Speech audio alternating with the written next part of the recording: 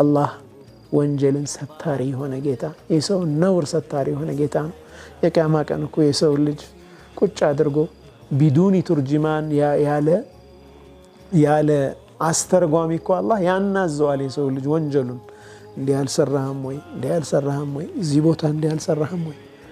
አዎ ሰርቻለሁ حتى اذا ظن انه قد هلك እኮ ነው በቃ አለቀልኝ ጠፋሁ ብሎ እስከሚጠረጥር ድረስ በቃ ምንም መዳኛ የለኝም ብሎ እስኪያስብ ድረስ የቂያማ ቀን እያንዳንዱንም ሰው ወንጀሉን የት ቦታ ምን እንደሰራ በምን ጊዜ እንደሰራ አላህ ሒሳብ ያደርገዋል وهو سريع الحساب يعني من ይለዋል አላህ سترتها لك في الدنيا وانا اغفرها لك اليوم በዱንያ ላይ ሰትሬልሃለሁ ከሰው አይን ደብቄ ያሳልፌሃለሁ لو كان لذنوبنا أذناب لما خرج أحدنا من بيته ለወንጀላችን ጅራት ቢኖረው ኖሮ እንደ ወንጀላችን ልክ ጅራታችን እየጨመረ ቢሄድ ኖሮ ማንም ከቤቱ የሚወጣ አልነበረም ይላሉ ዑለማዎቹ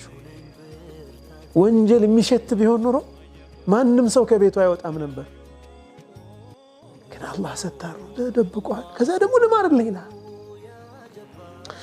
አላህ Subhanahu Wa Ta'ala በጣም ማህሪ በጣም